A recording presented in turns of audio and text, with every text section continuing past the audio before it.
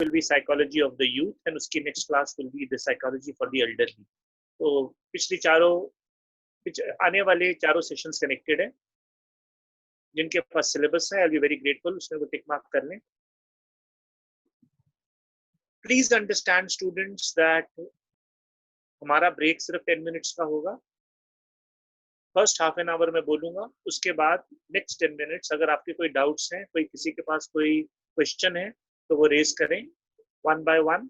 अगर कोई डाउट नहीं है और अगर कोई क्वेश्चन नहीं है तो हम सेशन को कंटिन्यू करेंगे. Of course till automatically the session gets disconnected, I will keep on speaking unless and until कोई बहुत जरूरी बात हो आप लोग मुझे इंटरप्ट ना करें. एक रिक्वेस्ट मैं हर क्लास में करता हूँ, अभी भी कर रहा हूँ, पेपर पेन रेडी रखें. कोई भी चीज कोई भी पॉइंट आपको क्लियर ना हो प्लीज पूछ लें. आपके साथ साथ बात करते हुए मेरे सामने मेरा लैपटॉप खुला हुआ है. लैपटॉप में स्लाइड्स हैं, मैं स्लाइड्स को रीड करूंगा और आप अपने तरीके से कॉमन लैंग्वेज में समझाने की कोशिश करूंगा. ये स्लाइड्स आपको यान के थ्रू अवेलेबल हो जाएंगी. फिर भी अगर कोई स्टूडेंट ज्यादा इंक्विजिटिव हो या ज्यादा इंकरेजिंग हो तो वो लिख भी सकता है. So let's get started with today's session and once again I'll be very grateful अगर आप बैकग्राउंड को म्यूटेड रख के पीछे आप कुछ भी बोलते हैं तो यहाँ पर काफी हमें डिस्टर्बेंस आती है.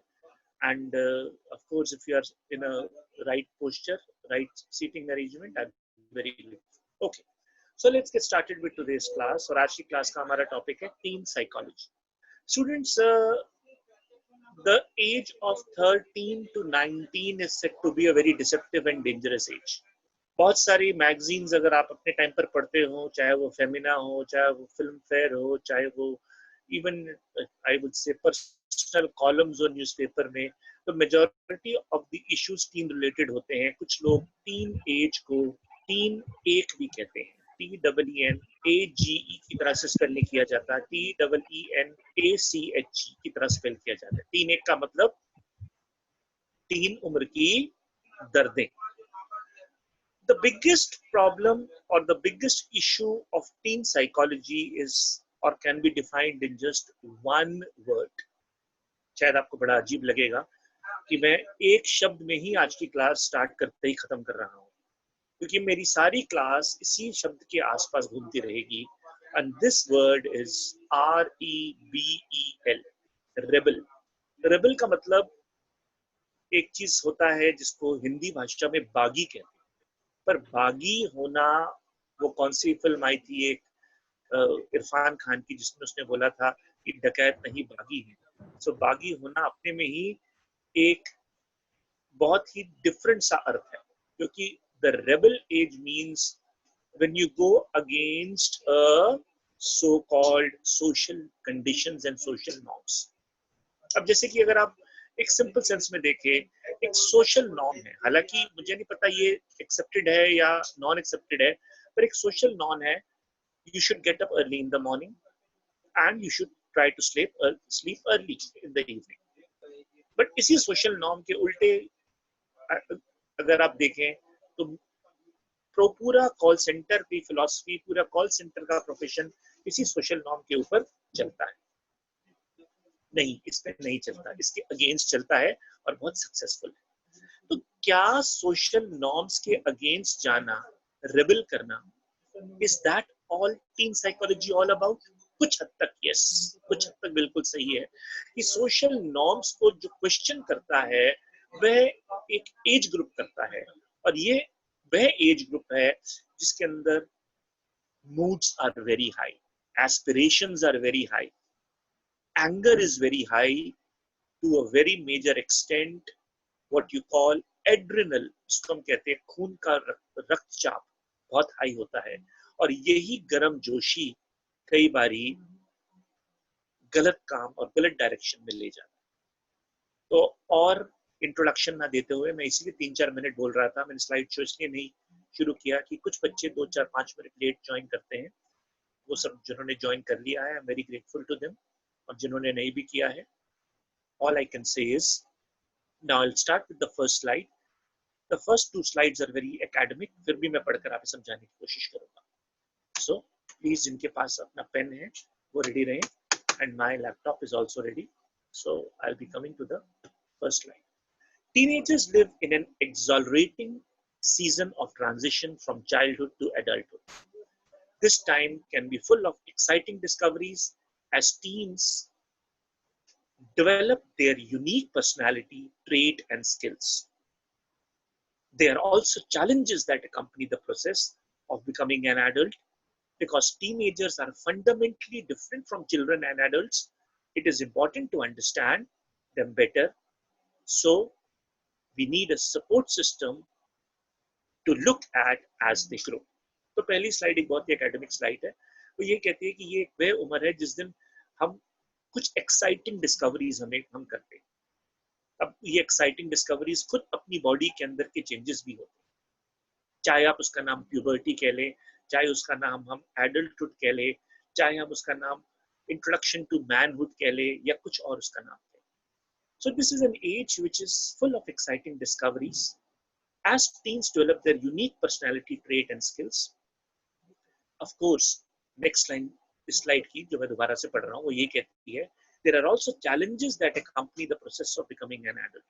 So सबसे बड़ी चीज टीन साइकोलॉजी में या टीन एज के अंदर होती है सपोर्ट सिस्टम, और इस सपोर्ट सिस्टम पर ही मेरा second half of the class आज की बेस्ड होगी, पर मैं उसके ऊपर अभी जंप नहीं करना चाहता, इसलिए I will go to the second slide जो कि बड़ी इंटरेस्टिंग स्लाइड। बहुत धीरे और बहुत आराम से मैं इसको पढ़ूंगा। जिनके पास पेपर पेन है या जो रिकॉर्ड कर रहे हैं वो चाहे तो इसको दोबारा लिख सकते हैं, मेजर पॉइंट्स लिख सकते हैं। वंस अगेन एक बात को बार बार बोलता हूँ, चाहे आप बुरा लगे, your understanding is more important then my teaching. आपका समझना ज्यादा जरूरी है। तो अगर कोई किसी भी पॉइंट पर आपको बिल्कुल भी समझ ना आ रहा हो तो आप इंटरप्ट भी कर सकते हैं। कोई ऐसा हार्ड एंड फास्ट रूल नहीं है, ये सिर्फ एक डिसिप्लिन का रूल है। पहले 30 मिनट्स का, अनलेस एंड अनटिल कोई बहुत जरूरी बात हो, कोशिश ना करें इंटरप्ट करने की। Now I will read the second slide. Adolescence is a time of great change for teens, not to mention everyone involved in their lives. वो क्या कहते हैं ना कि बचपन में हम कहते हैं मेरी मम्मी कहती है, मेरे पापा कहते हैं, और जब हम जवानी की तरफ जाते हैं, when we go towards teenage, who is more important? Mother? No. Father? No. Brother? No. Your friends and peers are very important. You're very concerned about how my friends will think. You are very concerned how my classmates will think. You are very concerned about how your close circle will think. वह आपके लिए ज़्यादा importance ले लेते हैं. It is important for teenagers to develop an identity and independence. At the same time, they face growing pressure to be responsible and trustworthy while they grapple with issues like sexuality, drug use, and even peer relationships.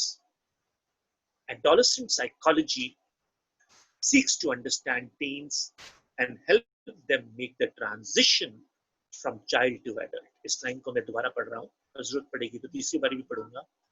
Adolescent psychology, जिसको हम teen psychology कहते हैं, seeks to understand teens and help them make the transition from child to adult. Adolescence is a season of fast-paced development in 5 key areas. बहुत important technical line आ रही है, ध्यान से सुनिए। Adolescence, जिसको हम teenage भी कहते हैं। सर आपका टॉपिक तो teen साइकोलॉजी, आप एडोलेसेंस वर्ड का इस्तेमाल क्यों कर रहे हैं? एडोलेसेंस एक तरह बेटर वर्ड, एक अच्छा अंग्रेजी का शब्द है। आप कहें तो मैं इसकी जगह टीन एज का भी इस्तेमाल कर सकता हूँ, but adolescence is a better word which I am using. So I will once again say and read this important line, जो टेक्निकल इशू आ रहा है। Adolescence is a season of fast-paced development in 5 key areas: moral, social, physical, cognitive, and emotional. Moral, क्या सही है क्या गलत, ये पैमाना बड़ा interesting. Is it morally right to try cigarettes? Is it morally right to watch porn? That's an issue. Social, जिनके लोगों के बीच आप रहते हैं। Physical, जो आपकी physicality के अंदर changes आता है, whether it is the growth of hair in different areas or development of certain parts of the body. Cognitive and emotional. Cognitive and emotional means something which is based to skill development.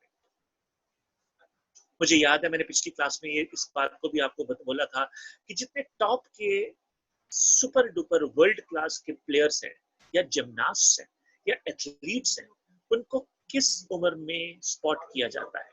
Teen age के अंदर। विराट कोहली को as a teenager cricketer spot किया गया।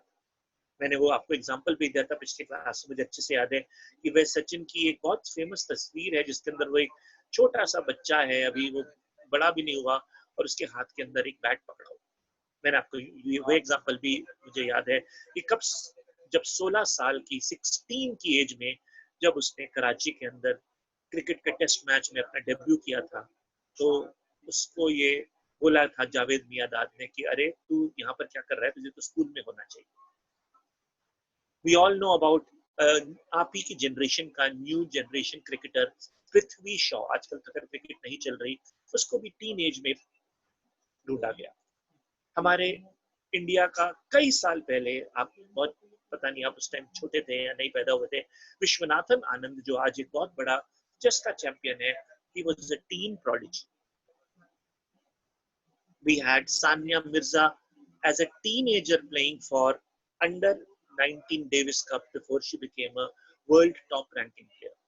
So cognitive and emotional, मतलब skill development की सबसे crucial age teenage है, and emotional, जो इमोशनल डेवलपमेंट्स हैं वो सबसे ज्यादा टीनेज में होते हैं। तभी अनफॉर्चुनेटली अगर आप वर्ल्ड का डेटा देखें तो वेस्टर्न एंड यूरोपियन कंट्रीज में maximum amount of pregnancies are teenage, maximum amount of drug abuse is teenage, maximum amount of drunken driving is teenage, or maximum amount of people taking to crime are teenagers. वो एक picture आई थी ओए lucky lucky ओए, उसमें बंटी चोर की जो कहानी है, वो रियल में जब बंटी चोर को एक बारी एक पर्टिकुलर टीवी शो में आया तो उसने ये वहां पर कबूल किया कि उसको ये चोरी की लत या जो भी so called bad habit tin की एज में लगी।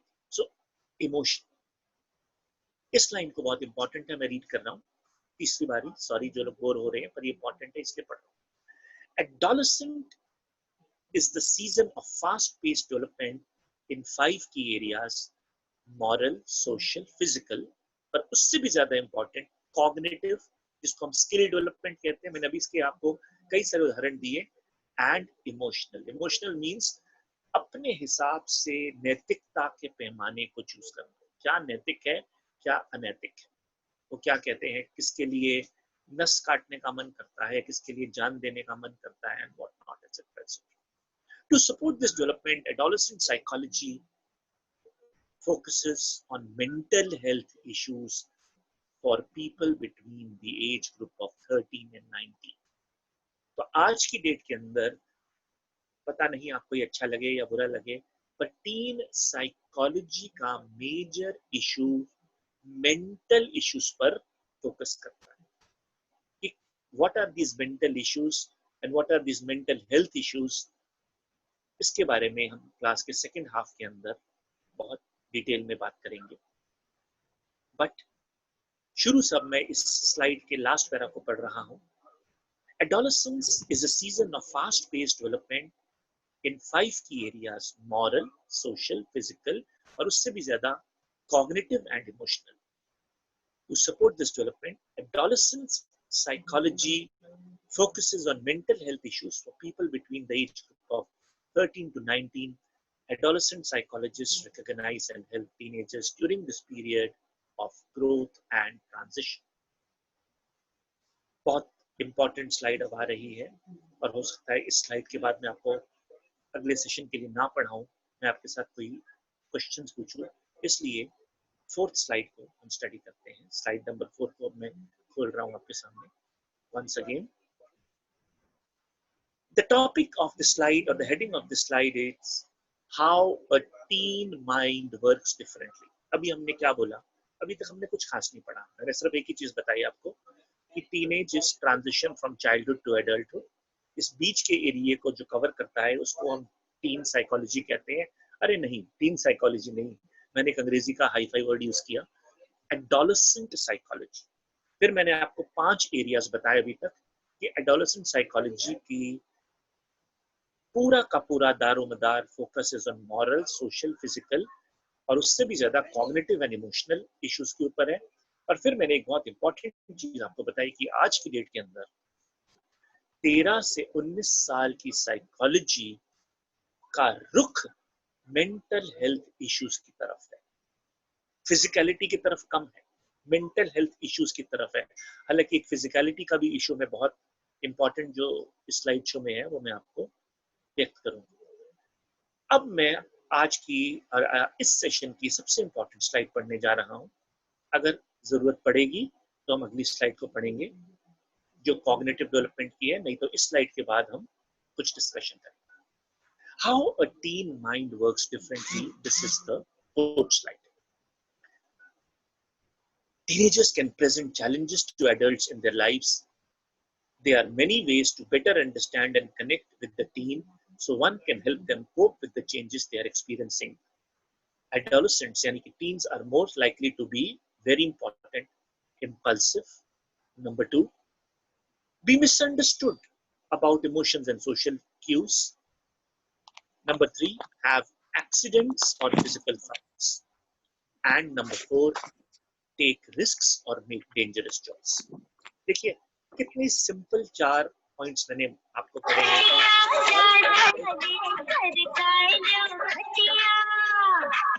सॉरी, देखिए अगर आप ऐसे करेंगे तो फिर क्लास नहीं हो पाएगी।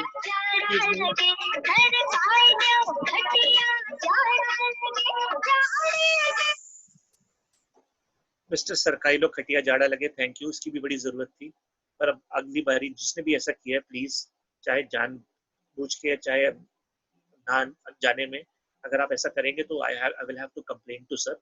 रिकॉर्डिंग रिवाइंड करके सुने और आपके खिलाफ एक्शन ले। I don't want that to happen, इसलिए मैं इसको फॉरगिव एंड फॉरगेट कर रहा हूँ। नाम में मुझे याद है आपने आप में से किसने हरकत की है, पर अगर आप ऐसा करेंगे तो फिर हमारी क्लास का ऑब्जेक्टिव वेस्ट हो जाएगा। Please I humbly request with folded hands कि ऐसा प्लीज दोबारा आप लोग मत करें जिसने भी किया। चलिए देखिए होता क्या है, एक क्लास का लय बन रहा होता है, फ्लो बन रहा होता है, पूरा फ्लो टूट जाता है। चलिए जो भी है, now I will proceed with very important slide. हाँ, मैंने अभी कुछ स्लाइड को पढ़ी है, मैं उसको दोबारा से पढ़ूंगा। किसी ने कुछ बोलना चाहता है? किसी ने अभी सर बोला है, बोलिए।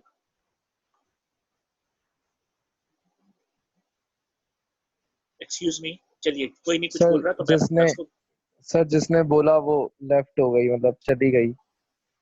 नहीं मुझे देखिए प्लीज अब प्लीज अब देखिए, चाहे गलती की हो चाहे जो भी हो, पर ऐसा प्लीज ऐसी आप अगर हरकत करेंगे तो फिर एक तरह से क्लास के ऑब्जेक्टिव खराब हो जाएगा। मुझे पता है टेक्नोलॉजी से और भी बड़ा कुछ हो सकता है, पर काइंडली चाहे गलती से भी हुआ हो ऐसा मत करें। मैंने रिक्वेस्ट ही की है, मैंने कोई डांटा नहीं है किसी को, ना मैं किसी के साथ कोई मतलब। चलिए now students, slide number 4 is very important slide and please allow me to read that slide. अभी मैंने इसको पढ़ा है और मैंने बोला है 4 issues. How a teen minds work differently. Teenagers can present challenges to adults in their lives. There are many ways to better understand and connect with the teen, so one can help them cope with the changes they are experiencing. Adolescents are more likely to, चारों points answer समझो। देखिए इसके अंदर की positivity मैं आपको समझाना चाहता हूँ। Be impulsive. Number 2, misunderstanding of emotions and social cues. Have accidents or physical fights. Take risks or make dangerous choices. दोस्तों इन चारों पॉइंट्स की ब्यूटी देखिए, आप इनको नेगेटिव पॉइंट्स मत समझिए। सबसे पहली चीज, बी इम्पल्सिव। इम्पल्सिव का मतलब जो मन में आया कर दिया, मन में आया बोल दिया, मन में आया गाली दे दी, मन में आया शीशा तोड़ दिया, मन में आया बाइक चलाकर ले गए।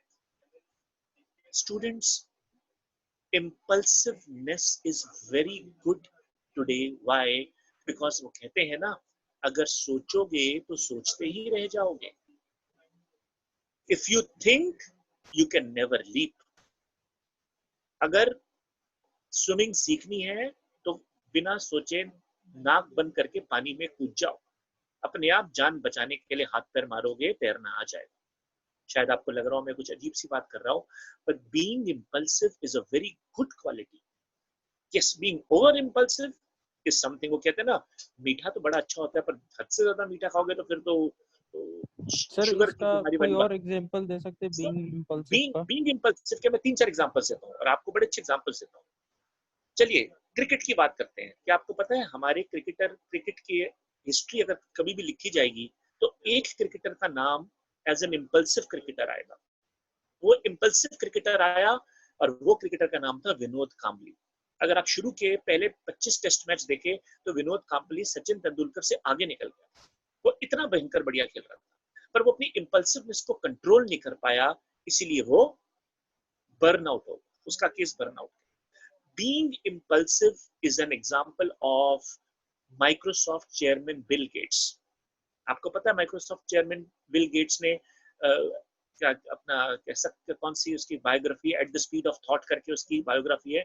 उसने अपनी बायोग्राफी में लिखा है और ये मैंने पढ़ा है कि उसने ये बोला कि जब उसने फाइनल ईयर में कॉलेज ड्रॉप करके माइक्रोसॉफ्ट को लॉन्च किया तो उसके माँ बाप भाई बहन पूरे फैमिली वालों ने बोल दिया था ये पागल हो चुका है। पर कहता है अगर मैं कॉलेज की डिग्री को लात नहीं मारता तो आज मैं माइक्रोसॉफ्ट जैसी वर्ल्ड लेवल के कंपनी नहीं खोल पाता। Being impulsive does not means being rash. समझिए, इम्पल्सिव होने का मतलब ये नहीं है कि आप रैशली डिसीजन ले रहे हो। इम्पल्सिवनेस का मतलब होता है when you do not overthink, कि सोचा अच्छा सोचा और सोचते सोचते सोचते सोचते सोचते बस सोचते ही रहे, तो कर नहीं। So adolescents are more likely to be impulsive, which is a good quality. दूसरी quality, misunderstand emotions and social cues. जो सोशल के क्यूज है वो उसको मिसअंडरस्टैंड करते हैं, सोशल के सोसाइटी के इमोशंस को वो अगेंस्ट जाते हैं। सर पर ये तो गलत बात है। नहीं, कुछ हद तक ये भी बड़ी अच्छी बात है। डू यू नो, हमारे इंडिया में नहीं पर इजराइल के अंदर एक रूल है that every person has to undergo military training during school time. College time नहीं, स्कूल टाइम। क्योंकि स्कूल टाइम के अंदर वो आर्मी ट्रेनिंग देकर मार मार कर हर इंसान को फिट बना देते। Israeli men and women are said to be the fittest, क्योंकि यही वह उम्र है जब हम अपनी इमोशंस को तोड़कर 20 किलोमीटर की दौड़ लगा सकते हैं। क्योंकि अंदर ताकत होना हो, जज्बा बहुत हाई होता है और इसी जज्बे को अगर सही तरीके से चैनलाइज किया जाए so you and up making man out of young boys. I don't know आप में से कितनों ने कभी हिस्ट्री ऑफ अमेरिका पढ़ी हो, जिसमें वियतनाम वॉर में अमेरिकन सोल्जर्स को लोकल यूथ से मुंह की खानी पड़ी थी और उनको अमेरिका को वियतनाम से विड्रॉ करना पड़ा। और अमेरिका की इस मुंह की खानी के ऊपर कई किताबें लिखी गई, पर सबसे बड़ी चीज क्या लिखी गई, अमेरिकन सोल्जर से ज्यादा कमिटेड था एक अमेरिकन स्कूल, एक वियतनामी स्कूल के अंदर जाने वाला लड़का, एक वियतनामी सड़क पे घूमने वाला अनपढ़ गवार छोकरा, sorry to use this word, कि वो अपनी इमोशंस से अटैक करता था। So adolescents are likely to be impulsive, misunderstanding emotions, have accidents or physical fights. Accident कब होता है दोस्तों? एक्सीडेंट तब होता है जब तुम रिस्क उठाते हो। लड़ाई कब होती है? लड़ाई तब होती है जब तुम अपनी बात पर स्थिर होते हो। जो जो उखाड़ना उखाड़ ले, देख लूंगा। और ज्यादातर आपने देखा होगा स्कूल की लड़ाइयां किस बारे में होती थी? तूने उस लड़की को घूर लिया या उसको छेड़ दिया या उसको तूने क्यों पिंच कर दिया या उसके बालों के अंदर क्यों I would say glue stick लगा दिया, व्हाट नॉट एटसेट्रा। छोटी छोटी बातों पर स्कूल में इसी बातों की लड़ाइयां होती है। Have accidents and physical fights and take risks और make dangerous choice. These qualities और मिस क्वालिटीज, ऑफ कोर्स इनको मिस क्वालिटीज जरूर बोलेंगे, are only found in teenagers. क्योंकि जहां पर आप टीनेज क्रॉस कर गए, जहां पर आप 20 के हो गए, जहां 25 के हो गए, या वो पुराने जमाने में कहते थे ना लड़की को जल्दी ब्याह देना चाहिए क्योंकि लड़की सियानी हो जाती है। क्यों? क्योंकि the day she enters motherhood उसकी प्रायोरिटी, उसकी लाइफ, उसकी थिंकिंग बदल जाती है। तो इसी को हम थोड़ा सा आगे पढ़ेंगे। अभी तक मैंने आपको कुछ नहीं बताया। अभी तक मैंने ये बताया है कि एडोलेसेंट साइकोलॉजी या टीन साइकोलॉजी जिन पैरामीटर्स पर बेस्ड है वो पैरामीटर्स है इम्पल्सिवनेस। और मैंने क्लास की शुरुआत, जो बच्चों ने शुरू से क्लास ज्वाइन की, मैंने एक शब्द स्पेल किया था, REBEL, रेबल। सब रेबेलिटी के ऊपर। So being impulsive, misunderstanding emotion,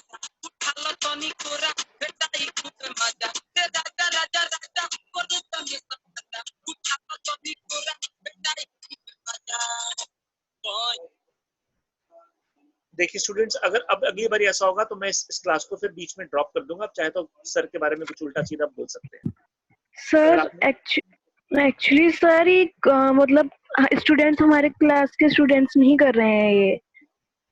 नहीं, पर कोई तो कर रहा है ना। देखिए सर कोई और आ रहे हैं ना, किसी और का नाम आ रहा है, पहले भी आ रहा था, इस बार भी ऐप मैंने देखा है खुद। हाँ अब सर, वो जैसे ही बहुत कोई अननोन लोग ज्वाइन किए हैं। हाँ जी सर। देखिए, अब एक मिनट के लिए मैं हम्बली रिक्वेस्ट कि अब हम क्लास को कंटिन्यू कर लें। अब हम प्लीज क्लास को कंटिन्यू कर लेते हैं। अब जो भी है इशू अगले सेशन में डिस्कस करेंगे, ठीक है? अभी इस इशू पर हम बात नहीं करते। चलिए, तो देखिए अगेन शुरू से मैं जल्दी से रिपीट कर रहा हूँ क्योंकि एकदम से ब्रेक हो जाता है। जल्दी से जो मैंने अभी तक पढ़ाया है 1 मिनट के अंदर, teen psychology is different from adult psychology and childhood psychology. Teenagers are fundamentally different. कैसे डिफरेंस होते हैं? REBEL, rebel.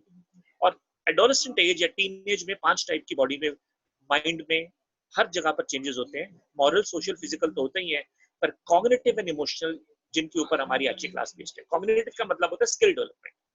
वर्ल्ड के बेस्ट कुक्स, वर्ल्ड के बेस्ट स्पोर्ट्समैन, वर्ल्ड के बेस्ट एथलीट्स, वर्ल्ड के बेस्ट पेंटर्स, वर्ल्ड के best musicians, they were all teenage prodigies. Rahman के बारे में कहते हैं कि उसने 12 साल में पहली अपनी म्यूजिक कंपोज की थी, जिसको आज हम टीनेज सेंसेशन के नाम से अपने टाइम पर एक म्यूजिशियन कहते हैं। इसके बाद मैंने आपको बोला टीनेजर्स के 4 इश्यूज हैं: being impulsive, misunderstanding of emotions, have accidents and physical fights, taking risks. These are negative qualities, पर इसको भी हम कुछ हद तक पॉजिटिविटी से देख सकते हैं। अब आज की फाइनल स्लाइड में पढ़ रहा हूँ ऑलरेडी। देखिए 2:30, मुझे नहीं पता समय कैसे निकलता है मैं, क्योंकि I have been told to look at the watch along with taking the class. तो इससे पहले कि हमारे आखिरी 10 मिनट शुरू हो, जो कि आपका टाइम है, एक स्लाइड और पढ़ने की आपसे रिक्वेस्ट चाहता हूँ। उसके बाद in second session helping adolescents, जो हमारा इशू है, उसके ऊपर हम बात करेंगे। कॉग्निटिव डेवलपमेंट, इसके ऊपर मैं एक स्लाइड पढ़ना चाहता हूँ। कॉग्निटिव डेवलपमेंट क्या है? A very important slide. In addition to physical development, adolescence brings new ways of thinking. As teenagers develop cognitively, they gain the ability to think abstractly. Imagination and complex reasoning development exponentially during this phase. बहुत important चीज para है, दोबारा से पढ़ रहा हूँ, थोड़ा technical है. As teenagers develop cognitively, they gain the ability to think abstractly. Imagination and complex reasoning develop exponentially during this phase. I don't know, अगर आप कभी गूगल में एक नाम सर्च करें, अंकित फरादिया या अंकित फरीदिया, मुझे पूरा उसका सरनेम ठीक से प्रोनाउंस नहीं करना था। ये अपने टाइम का एक हैकर था जिसको माइक्रोसॉफ्ट ने अमेरिका से इंडिया में अपॉइंट किया था एथिकल हैकिंग के लिए, क्योंकि वो एक टीनेजर लड़का था। वो 12-13 साल का लड़का था और वो साइट की साइट हैक कर लेता था। बड़े बड़े अमेरिकन सॉफ्टवेयर एक्सपर्ट्स नहीं समझ पाते थे इसने हैक कैसे कर लिया, because his had an ability to think abstractly. Abstract thinking का मतलब है जो एक रिटन रूल है। सर उस लड़के का नाम क्या था? अंकित फरीदिया या अंकित फरादिया, अब तो खैर वो बड़ा हो गया है, but he was India's first ethical hacker. अगर आप गूगल में सर्च करें, क्योंकि मैं जो भी कहता हूँ हर क्लास में एक चीज को बार बार कहता हूँ कि कभी ये मत सोचना सर अपनी तरफ से या अपने फंडामेंटल से आपे पढ़ा रहे हैं। मैं जो भी पढ़ा रहा हूँ उसका प्रूफ आपके पास है, क्योंकि आज भगवान की दुआ से हर एक के मोबाइल में गूगल है।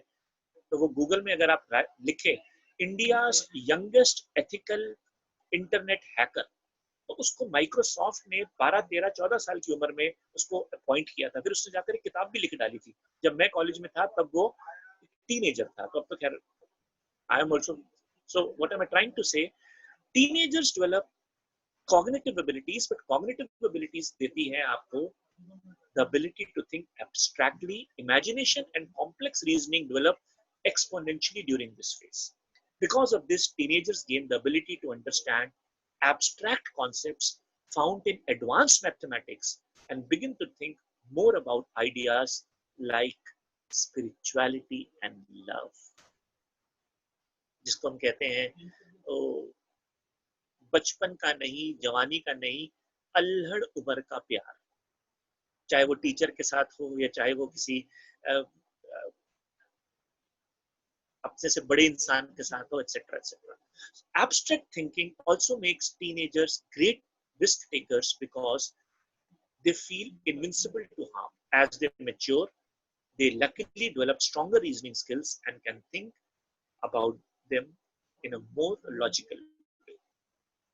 They develop the ability to judge themselves, think on for themselves, so that they can also think through the possible consequences of an action in advance.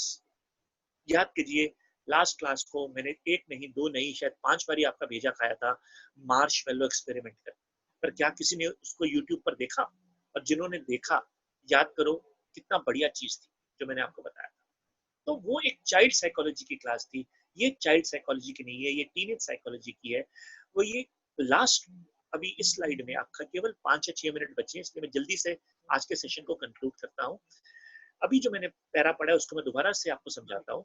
वो कहते हैं abstract thinkers thinking also makes teenagers great risk takers because they feel invincible to harm.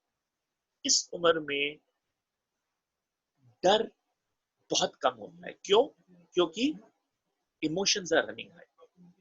वो कहते हैं ना, दिमाग का इस्तेमाल कम होता है और दिल का इस्तेमाल ज्यादा।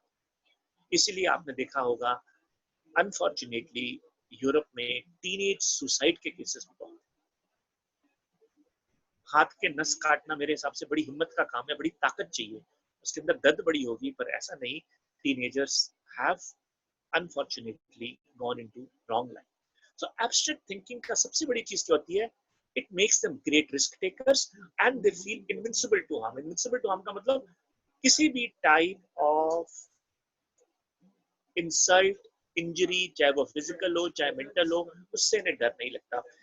एज दे मैच्योर, और इस क्वालिटी के continuation इस स्लाइड कहती है, as the teenagers mature, they luckily develop stronger reasoning skills and can see things through logically.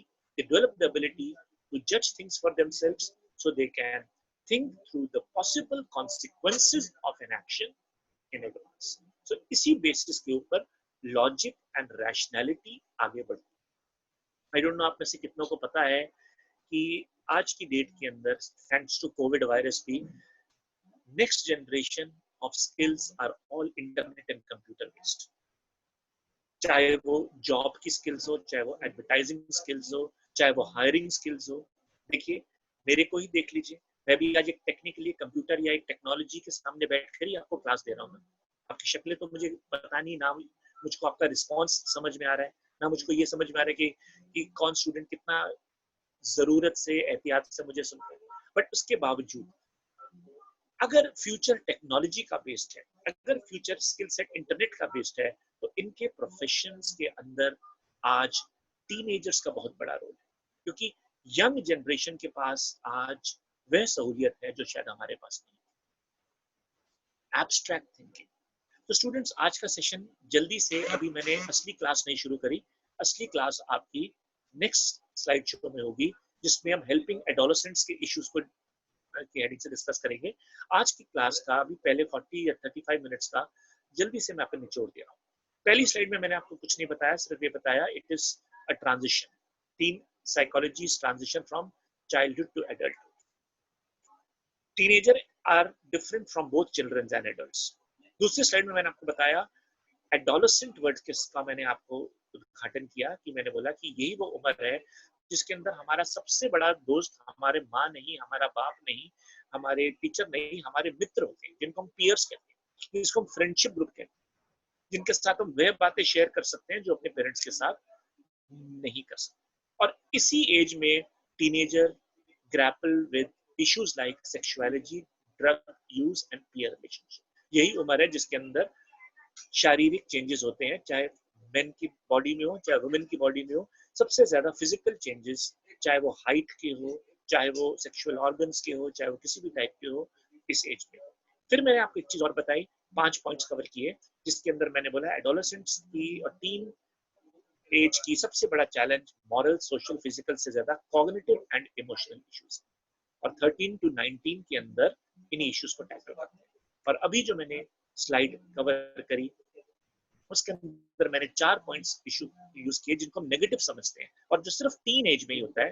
पहला होता है बीइंग इम्पल्सिव, सोचना कम काम ज्यादा, misunderstanding emotions and social cues, हर इमोशन को मिसअंडरस्टैंड करना, उसको सोशल क्यूज को आपको लगता है कि एक आदमी हीमैन है, एक बिल्डिंग में घुसता है, लड़की मरती हुई लड़की को गोदी में उठाता है और बाहर आकर उसके सामने सिगरेट जलाता है, और ये सोचकर लोग सिगरेट से एक्सपेरिमेंट करते हैं क्योंकि वो क्या कहते हैं, रेड एंड व्हाइट पीने वालों की बात ही कुछ और। मिसअंडरस्टैंड इमोशंस, ब्रेवरी के नाम पर सिगरेट पीने की गंदी आदत डाल दी है कंपनी ने। Have accidents in physical fights, accident का मतलब गाड़ी वाला एक्सीडेंट नहीं, बाइक वाला एक्सीडेंट नहीं, एक्सीडेंट का मतलब हर type of accident which involves physicality, जैसे कि बहुत तेजी से हफड़ा दफड़ी में स्टेयर्स में चढ़ना उतरना, चलते उतरते गिर जाना, ना चाहते हुए भी बिना हेलमेट के क्रिकेट से बॉल से खेलना, और क्रिकेट की बॉल जब आंख के पास लग जाए तो उसके ऊपर बैंडेज लगाकर लोगों के सामने ही मैन बन जाए। और आज की डेट के अंदर तो आई एम सॉरी बट ये जो टैटू कल्चर है वह भी बहुत कॉमन हो गया है। Having accidents in physical fights and taking more risks, इसके ऊपर क्या मेंटल इश्यूज है वो हम नेक्स्ट स्लाइड शो में करेंगे। आधा मिनट 1 मिनट और रह गया है। उसके बाद मैंने कॉग्निटिव डेवलपमेंट की आपको एक स्लाइड दिखाई जिसमें मैंने बोला teenagers are great risk takers as they feel invincible to harm. पर रियल क्लास हमारी सेकंड सेशन में शुरू होगी। आई एम नॉट श्योर, हम किसी भी समय डिस्कनेक्ट हो सकते हैं 1 या 2 मिनट में, पर I am willing to take questions if anybody has any question. So I am now going to keep quiet and already मैंने काफी टाइम ले लिया, 2 डिस्टर्बेंसेस हुई जिसकी भी वजह से हुई, we will forget that and we hope it will not happen again. तो किसी को कुछ क्वेश्चन पूछना हो वो पूछ सकता है। Now I'm going to keep myself quiet, I'm going to mute myself and I'll wait for you to ask.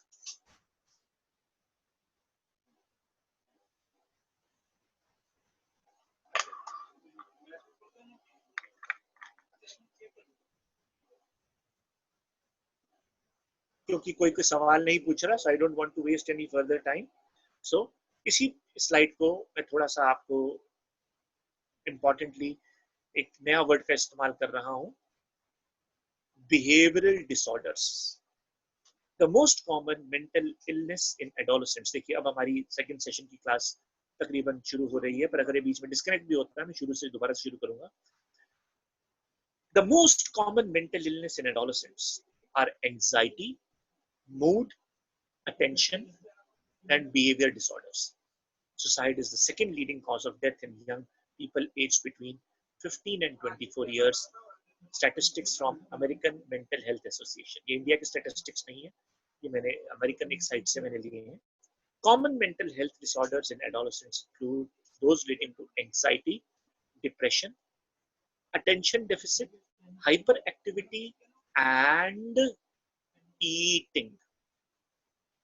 बहुत सॉरी स्टेटमेंट है पर बहुत सत्य स्टेटमेंट है कि आज की डेट के अंदर थायराइड के नाम का बीमारी ज्यादातर जवानों में, मेरी उम्र के लोगों में नहीं। What exactly is thyroid? अगर आप ध्यान से देखें इसको, आप किसी भी डॉक्टर से या गूगल सर्च कर लें, पर अगर इसको एक देसी सेंस में डिफाइन करना है तो it is a eating disorder. या तो बहुत ज्यादा खा रहे हो या बहुत कम खा रहे हो, या तो आप बहुत ज्यादा खाते हो, खाना पता नहीं कहाँ जाता है, पतले के पतले रह जाते हो, या बहुत कम खाते हो और एकदम फूलकर कुप्पा हो जाते हो, whether it is with men or women or someone else. So we will talk about the common mental health disorders in detail in the next slideshow. Spending more time with friends and less time with family is